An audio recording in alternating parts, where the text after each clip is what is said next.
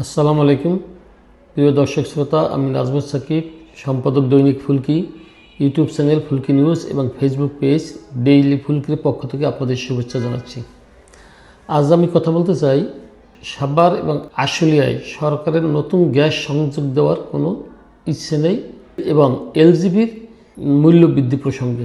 ঢাকা 19 আসন সাভার ও আশুলিয়ার সংসদ সদস্য ডাক্তার দেওয়ান মোহাম্মদ সালাউদ্দিন আজকে সংসদে সাভার এবং আশুলিয়া গ্যাস সংযোগ দেওয়া হবে কিনা এ বিষয়ে জ্বালানি ও খনিজ সম্পদ মন্ত্রী ইকবাল হাসান টুকরি সাহেবের কাছে জানতে চেয়েছেন।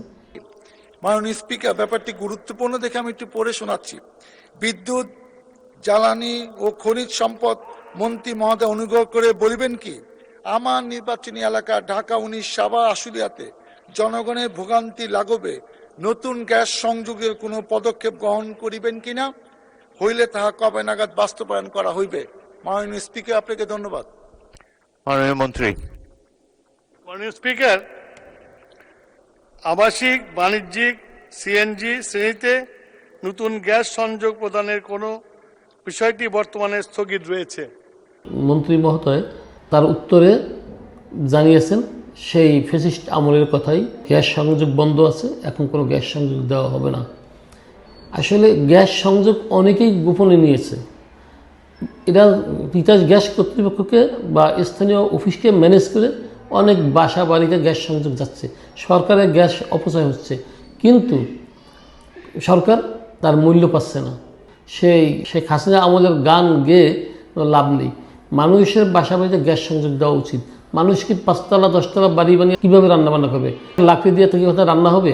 এলজিবি গ্যাস পাওয়া যাচ্ছে না। সরকার কী ব্যবস্থাপনা চালাচ্ছেন? সরকার মানুষকে গ্যাস এবং বিদ্যুৎ সঠিকভাবে দিতে না পারেন, এটা নিয়ে যদি কারাকারি মারামারি হয় তাহলে কি হবে? দেশের অবস্থাটা কি হবে? তাহলে দেশ পরিবর্তন হয়ে কোনো লাভ নেই, দেশের সরকার চেঞ্জ করে কোনো লাভ নেই, লাল মিয়াকে তাড়িয়ে কালা মিয়াকে এনে কোনো লাভ নেই। কোনো জায়গায় এলজিবির গ্যাস সরকার নির্ধারিত মূল্যে বিক্রি হচ্ছে না। সরকার এই 12 কেজি এলজিবি গ্যাস আজকে 387 টাকা বৃদ্ধি করেছেন।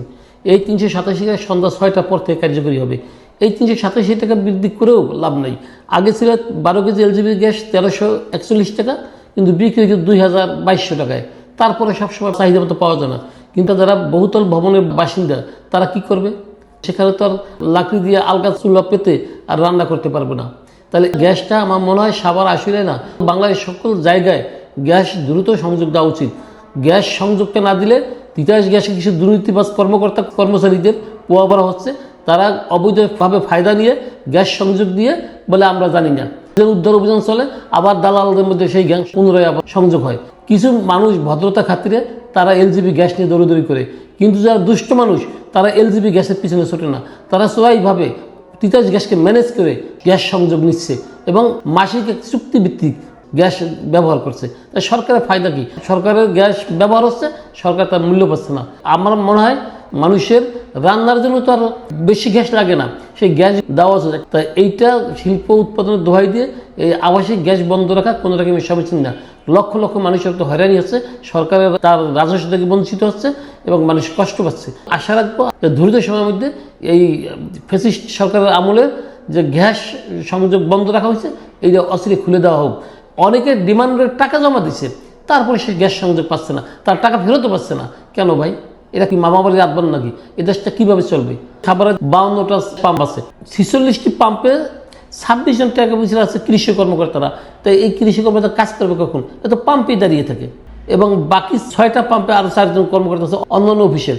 সরকার তো এই কৃষি অফিসকে গ্যাস পাহারা দেওয়ার জন্য রাখলে তা কৃষি খাতে কী হবে? উন্নয়নটা আসবে থেকে। আশা রাখি সরকার, এটা গণতান্ত্রিক সরকার, জনমানুষের সরকার, এই বিষয়টি আমলে আনবেন, মানুষকে কষ্টের হাত থেকে লাঘব করবেন। আসসালামু আলাইকুম রহমতুল্লাহি ওয়া বারাকাতুহু।